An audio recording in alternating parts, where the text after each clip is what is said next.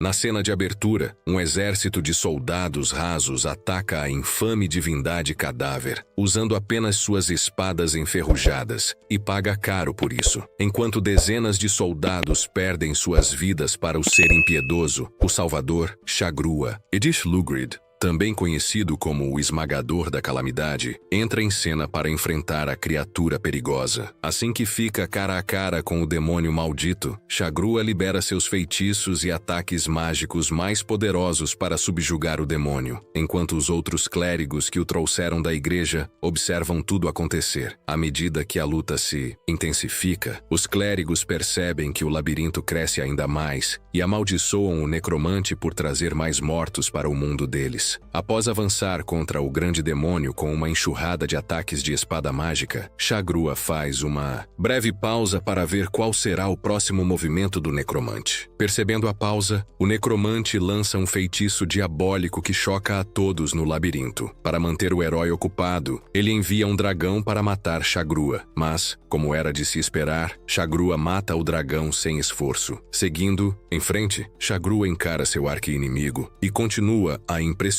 os clérigos que assistiam à batalha a uma distância segura. No início, os clérigos temiam pela vida do herói, já que o necromante havia invocado um exército para se proteger. Porém, Shagrua aproveita para relembrar sua própria história em sua mente. Depois de derrotar o segundo dragão enviado contra ele, Shagrua ativa seus olhos malignos e os usa para enxergar os espíritos e almas das pessoas que o necromante matou no passado. O necromante percebe isso e tenta argumentar com Shagrua, já que, de certa forma, possui os mesmos olhos que o herói. Mas Shagrua nunca negocia com terroristas. Assim, ele extermina parte do exército do necromante e continua destruindo cada um dos desgraçados até, eventualmente, usar seu último neurônio para esmagar o restante dos esqueletos com pedras. Com apenas ele e o grande esqueleto necromante restantes, Shagrua tenta conversar e fazê-lo mudar de ideia antes de lutar. Ele diz ao esqueleto para parar de ser um babaca brincando com os cadáveres e as almas das pessoas que matou no passado e virar a página para ser uma pessoa melhor. Tendo vivido por quase um século, o necromante sabe que já é tarde demais para se redimir. Então ele conjura novos selos, desconhecidos até mesmo por Shagrua, e entoa encantamentos para o confronto final. Shagrua se prepara para um ataque decisivo e até recebe ajuda de um dos clérigos atrás dele. No fim, a magia de ataque infalível de Shagrua o ajuda a vencer a luta. Antes que o necromante pudesse piscar, já se via tentando se lembrar do que havia acontecido com ele. Após alguns flashes e visões confusos, o necromante de repente acorda em um beco no Japão moderno, na forma de um adolescente estudante do ensino médio. Enquanto tenta assimilar o novo ambiente, o necromante toca a própria garganta e descobre algumas manchas de sangue. O que pode ter acontecido comigo? Pergunta-se o necromante enquanto caminha em direção à luz no fim do beco. Eventualmente ele sai para a rua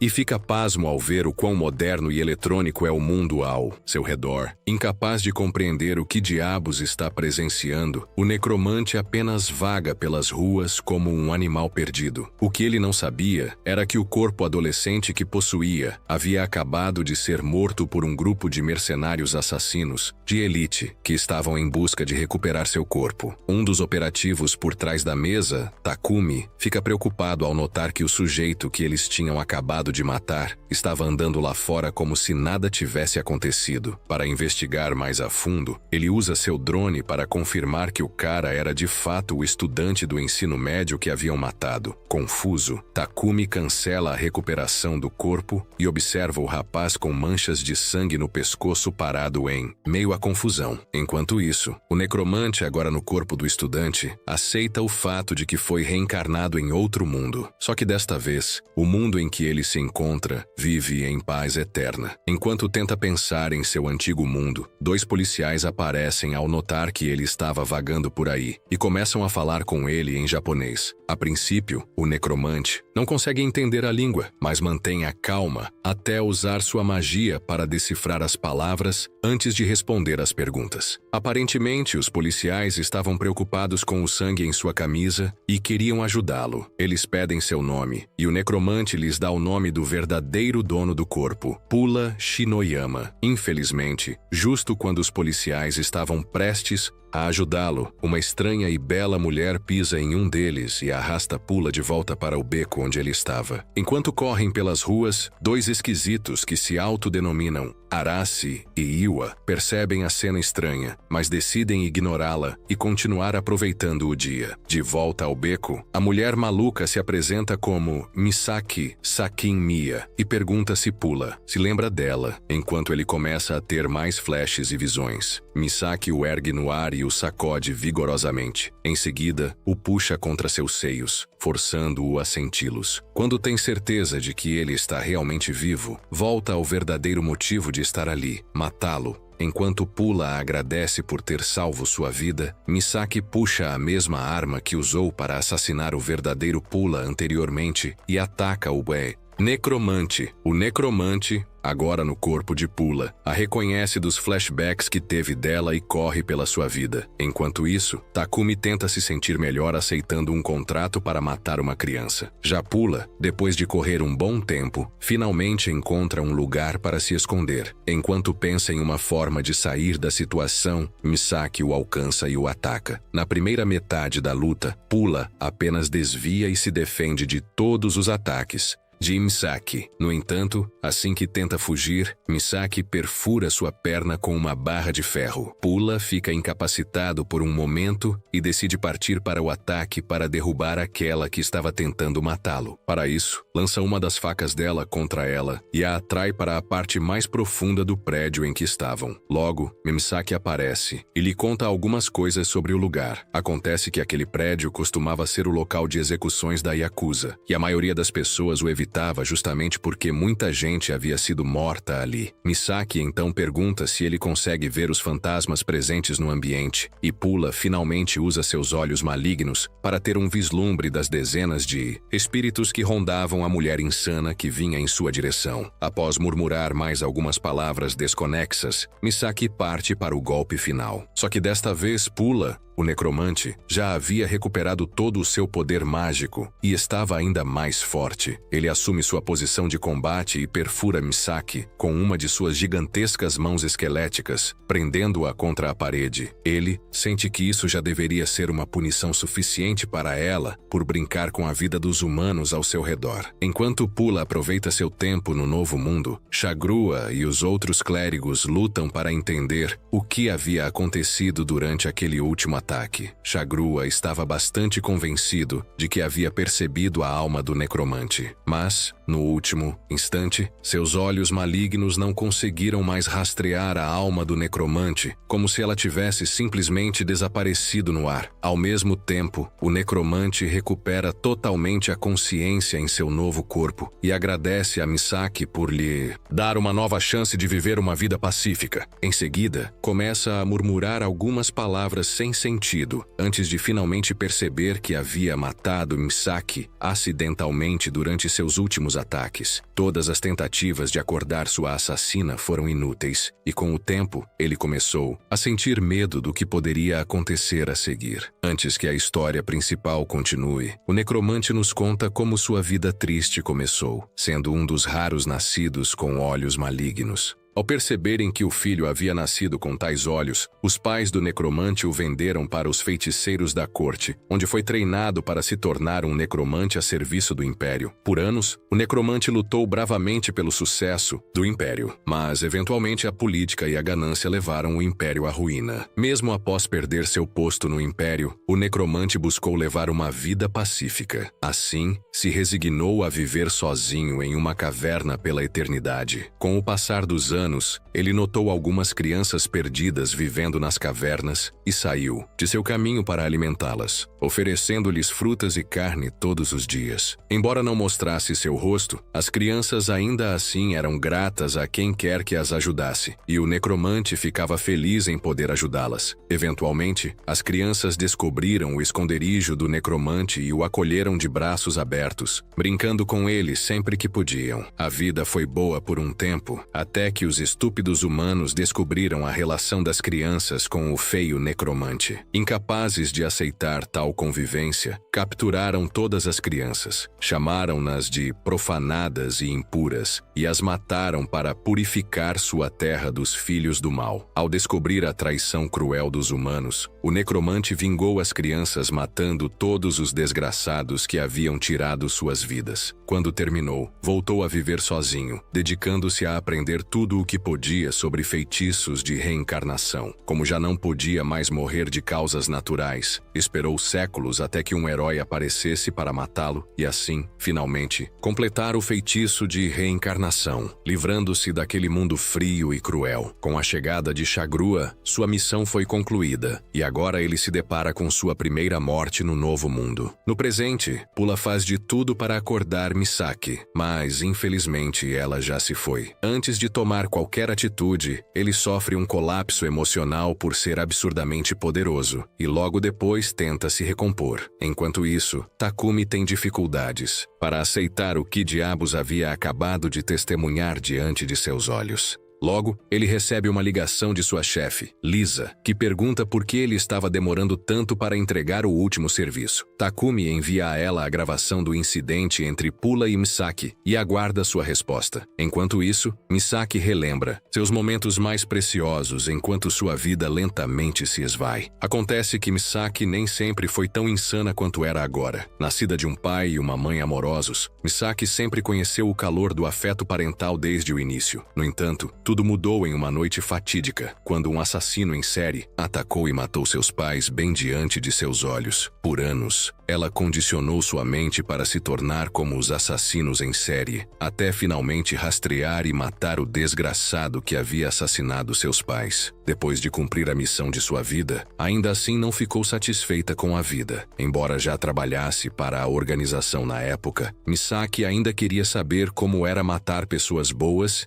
e sair impune. Ela não dava a mínima para o que os outros tinham a dizer e, em vez disso, buscava trabalhos que envolvessem matar pessoas com as quais não tinha nenhum rancor. Então, quando surgiu um pedido de assassinato para matar uma criança, ela não hesitou e cortou a garganta dele, sem a menor preocupação. Surpreendentemente, não sentiu absolutamente nada e ainda queria mais. Para alcançar aquele nível de sucesso em sua vida, percebeu que precisaria matar a si mesma. Com isso em mente, subiu na beira de um arranha-céu e se preparou para saltar e dar fim à própria vida. No entanto, quando estava prestes a fazê-lo, Takumi a chamou e a convenceu a voltar para terminar o trabalho que lhe havia sido designado. Inicialmente, Misaki ficou chocada ao saber que a criança que havia eliminado mais cedo estava de volta, andando por aí. Mas, eventualmente, ela juntou seus pedaços e correu para finalizar o serviço. Antes de reviver o restante de suas memórias, Misaki desperta de repente e se encontra deitada no chão, perto de Pula e do drone de Takumi. Ela pede uma explicação a Pula, mas este estava mais atônito com o tamanho dos seios dela do que capaz de oferecer qualquer resposta. Eventualmente, Misaki insiste em saber como estava viva, mas Pula a informa que, na verdade, ela foi reanimada com magia e ainda não voltou à vida. Era mais seguro chamá-la de zumbi, já que Lisa confirma que seu corpo ainda estava morto. A questão na mente de Misaki agora era o que havia acontecido enquanto estava morta. Acontece que, 40 minutos antes de sua ressurreição, Takumi, o corretor de informações e homem dos bastidores da organização, chamou Lisa e seus capangas para o local para que investigassem por conta própria. Ao chegarem, Lisa ficou chocada ao ver selos mágicos e enormes partes de corpos esqueléticos espalhados pelo lugar. Ela verificou 2 vezes para ter certeza de que não estava alucinando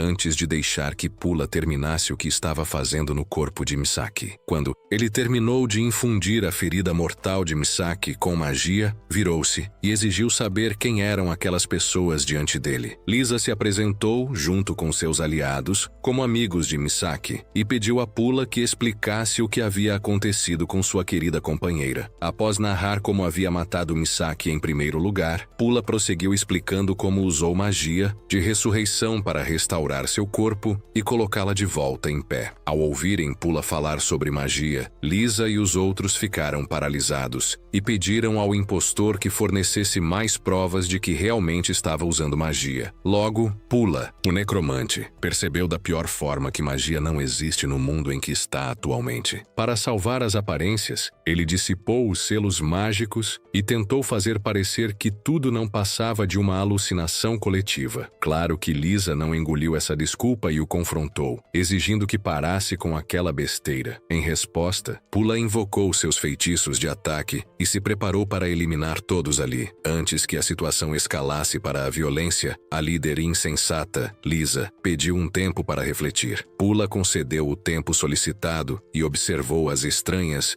armas que os capangas dela carregavam. Pouco antes de o silêncio se tornar insuportável, todos ouviram as sirenes de incêndio ecoando do lado de fora. Embora devessem atender à emergência, decidiram ficar para apoiar sua amiga. Takumi fez uma pesquisa rápida e logo descobriu que havia um incêndio no prédio Shakuzawa, um orfanato onde crianças órfãs da Yakuza e outras crianças desamparadas eram cuidadas. Pula ficou preocupado ao ouvir sobre as crianças em perigo. Então, pediu a Lisa que lhe contasse mais sobre o incidente. O que ela fez? Depois de ouvir o suficiente, imediatamente pediu para ser levado até lá para salvar as crianças. Quando questionado sobre o motivo de se importar tanto, ele respondeu que era porque acreditava que crianças não deveriam sofrer a mesma dor que ele sofreu por ter sido queimado no passado. Lisa, satisfeita com sua resposta, mandou Takumi levá-lo até o prédio. Pula deslizou entre os edifícios da cidade até chegar ao prédio Shakuzawa. Uma vez lá, analisou a situação e sentiu a energia vital das crianças. Antes que o drone de Takumi pudesse piscar, Pula lançou-se para dentro da sala em chamas e infundiu as almas dos pais mortos nas carcaças esqueléticas, de modo que os pais pudessem carregar seus filhos até a segurança. Depois de cumprir o feito, Pula saiu do alcance da mídia e continuou com seus próprios objetivos. Takumi, então, verificou as transmissões e encontrou as imagens dos esqueletos lá. Mas antes de fazer qualquer coisa, ele tira um tempo para analisar o novo amigo. Ele avisa Lisa para ficar longe do desgraçado. Mas então, Lisa lhe diz para se apressar e ir até aquele prédio, para que possam testemunhar Misaki voltar. A vida com Misaki de volta de pé, Pula passa a discutir seu próximo passo com Lisa: alcançar a verdadeira paz. Ele pede que ela lhe diga a melhor forma de conquistar isso neste mundo, e Lisa responde que ele precisaria ter muito poder e dinheiro. Em seguida, ela pede para ele revelar sua motivação, MMO, para estar ali. E Pula diz que só quer levar uma vida pacífica em qualquer mundo em que esteja. Ao ouvir Pula desabafar com sinceridade, Lisa se emociona e se oferece para ajudá-lo. Ela se apresenta formalmente como a intermediária dos assassinos e designa Misaki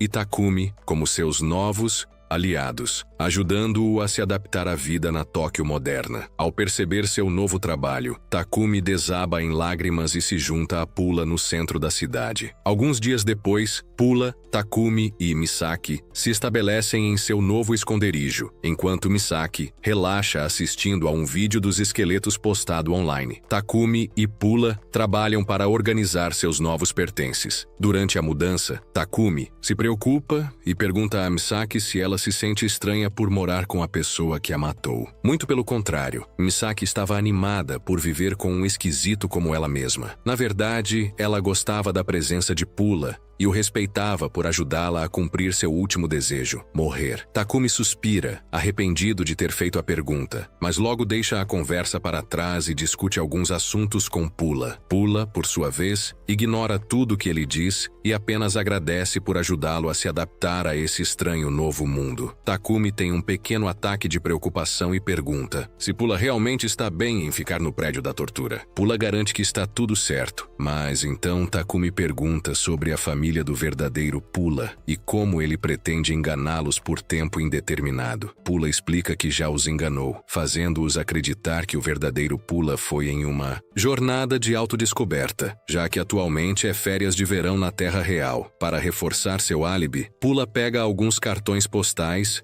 e promete enviá-los à família todo mês, para que saibam que ele está bem. Além disso, ele está meio perdido sobre o que fazer a seguir, pois nem consegue se lembrar dos nomes da família do verdadeiro Pula. Takumi o incentiva a tentar se lembrar, mas Pula não consegue, devido à forma como o verdadeiro Pula morreu. Em seguida, Pula fala sobre as semelhanças entre seu mundo original e o atual. Embora ele não se importe muito com isso, está feliz que a região Gelwood não exista neste mundo, pois a discriminação seria insuportável para ele. Após esse assunto, Pula revela o nome que tinha em seu mundo antigo, o Deus Cadáver, e informa aos dois restantes que precisa rastrear quem quis matá-lo inicialmente. Takumi sugere que ele pergunte a Lisa sobre isso, mas Pula diz que ela precisou manter segredo por questões de segurança. Mesmo assim, ele ainda pretende descobrir por conta própria e só forçará Lisa a falar como último recurso. Eles logo mudam de assunto e Takumi vai para um lugar mais reservado para reportar tudo a Lisa. Depois de ouvir o que aconteceu, Lisa agradece pela ajuda e avisa que os homens dela já estão cuidando dos poucos que conseguiram escapar do ataque. Enquanto isso, Pa e Misaki conversam sobre vampiros e até cogitam transformar ela em um. Depois da ligação, Takumi relaxa um pouco, mas quase se borra quando começa a ouvir escondido a conversa entre Misaki e Pulka. Já Lisa, em outro canto da cidade, aproveita uma massagem sueca com duas massagistas quando recebe uma ligação de um número familiar. Do outro lado, a pessoa insiste para que ela volte ao foco e elimine Pa, mas dessa vez, Lisa recusa, decide dar um tempo na relação com o cliente e comemora a nova fase brindando vinho com suas garotas. Enquanto elas tentam entender o que está acontecendo, Lisa já está empolgada com o que pode rolar entre ela e Pa na cidade. Em outro bar, Aras e sua parceira Ewa fazem o que sabem de melhor: beber. Aras até tenta convencer os seguranças a deixarem eles ficarem sem pagar a conta, enquanto Ewa bate papo no balcão, aguardando Lisa aparecer. A confusão começa quando um bêbado tenta assediar uma garçonete e leva uma porrada de um maluco que achava que ele era um zumbi. De volta ao esconderijo, Pa e Takumi falam sobre os novos poderes de Misaki depois da sua zumbificação. Agora, só de morder alguém ela consegue paralisar a pessoa, porque a saliva dela tem um fluido paralisante tão forte que até o próprio Pa sente os efeitos. Sem pensar duas vezes, Misaki testa isso em Pulka e depois tenta em Takumi, que sai correndo desesperado para não ser a próxima cobaia. Enquanto isso, dois policiais quase encontram um estranho que estava tentando invadir o esconderijo e destruir os corpos criados antes. Chegando lá, eles só encontram os restos do que sobrou. Logo depois, Aras é chamado para investigar a cena do crime. Takumi continua cheio de perguntas sobre o mundo antigo de Pa, enquanto Misaki não perde a chance de se gabar dos seus novos poderes. Pa explica que o necromante apenas imobilizou os inimigos, não chegou a matar ninguém. Do outro lado, Ewa e Aras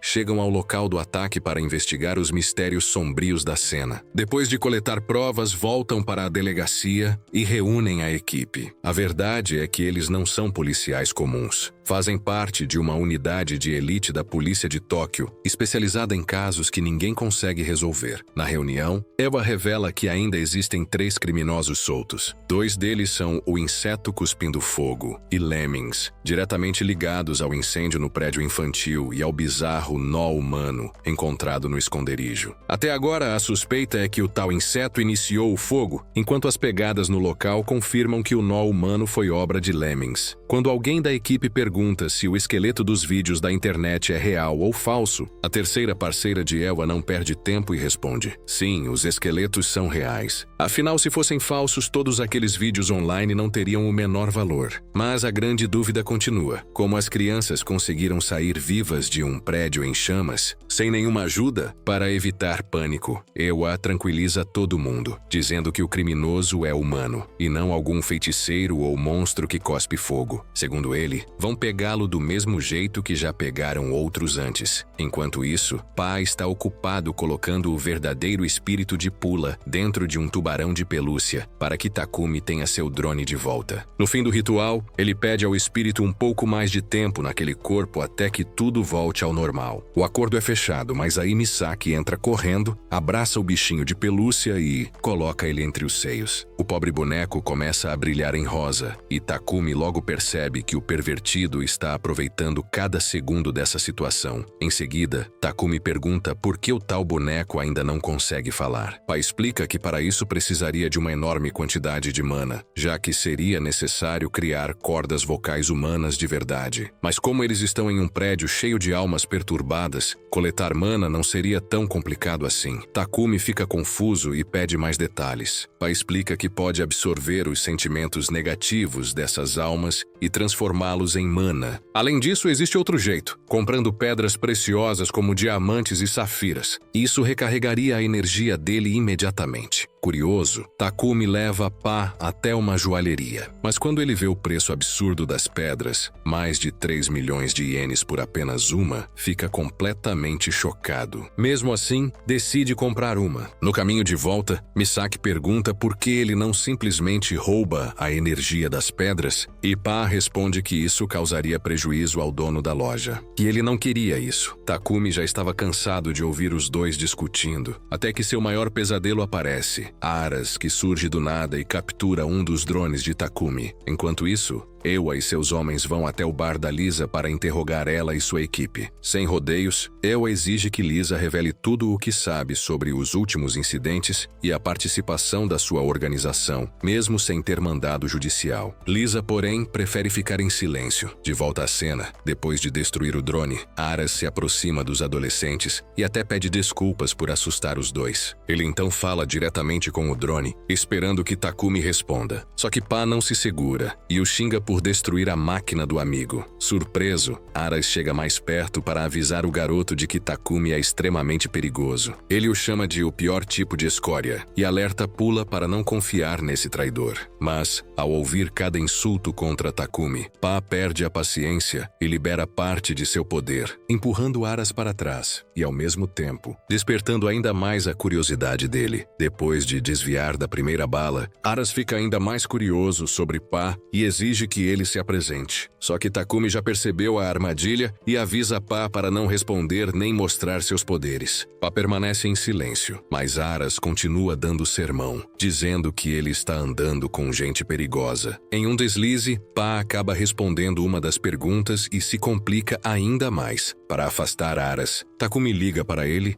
e tenta tirá-lo de perto de Misaki e Pa. Durante a ligação, o informante prepara vários drones no beco e ameaça postar vídeos de Aras assediando os adolescentes caso ele não pare. Aras até reconhece a ousadia do tal Nimrod e diz que gostaria que ele estivesse ali para ver a reação de Pa e Misaki ao descobrirem a verdadeira natureza do informante. Com Takumi ainda na linha, Aras expõe sem piedade, chama Takumi de traidor boca aberta, alguém que venderia os próprios aliados só para salvar a própria pele. Mesmo assim, Pa se recusa a julgá-lo. Pelo contrário, ele vira o jogo e aponta Aras como o verdadeiro vilão. Aras percebe a mudança na aura de Pa, se arma e fica em alerta. Mas o que ele não esperava é que Misaki já estava atrás dele, pronta para atacar. Quando percebe, já é tarde demais. Ela acerta um chute no estômago dele e foge com Pa. Aras ainda tenta perseguir, mas os dois desaparecem. Ele então decide ir embora e seguir para o bar da Lisa. Depois desse encontro tenso, Takumi confessa a Pa que tudo o que Aras disse sobre ele era verdade e que ele não deveria se surpreender se isso um dia acontecesse. Pa apenas responde que já está acostumado a lidar com traidores, então isso não seria problema. Takumi aproveita para fazer mais perguntas sobre o mundo antigo de Pa e ele responde calmamente. Na cena seguinte, Aras chega à delegacia e pede para sua parceira, Ayawa, analisar a marca de pegada que ficou no estômago dele. Ela estranha ao ver que é uma pegada feminina, mas logo percebe. Era idêntica à encontrada na cena do crime. Aras sorri, percebendo que encontrou uma nova peça importante para o caso. Enquanto isso, dois policiais conversam sobre as loucuras que já viram Lemmings fazer. Um deles conta que presenciou o criminoso derrubar sozinho 8 homens armados com metralhadoras, sem nem tentar desviar das balas. Ele simplesmente deixou-se ser atingido enquanto quebrava o pescoço de cada um deles. Um monstro monstro, como Lemmings dizem, só pode ser enfrentado por profissionais. Naquela mesma noite, Elsa afoga suas mágoas na bebida, enquanto espera que Lisa entregue alguma informação sobre os 3 criminosos psicopatas que ainda estão soltos. No meio das divagações, ele comenta sobre os esqueletos encontrados no prédio em chamas, o que faz Lisa e os outros perceberem que Elsa está começando a farejar algo suspeito dentro do próprio bar. Para proteger Pa, eles precisam alertá-lo a não aparecer lá de forma descuidada. Mas é tarde demais. Pa e Misaki entram tranquilamente no local. Elsa logo nota e os adverte sobre bebidas para menores. Mas nesse instante, recebe uma mensagem de Aras. A nova pessoa de interesse no caso é justamente Misaki. Curioso, ele começa a fazer perguntas. Ao mesmo tempo, Aras e seus homens se aproximam do bar, e Takumi observa tudo pelos drones, tentando avisar Lisa. Misaki, por sua vez, começa a conversar com Elsa, enquanto Pa toma um simples suco de laranja. Mas a calmaria dura pouco. Aras entra no bar. Misaki o reconhece e o chama de pervertido por tê-la importunado antes.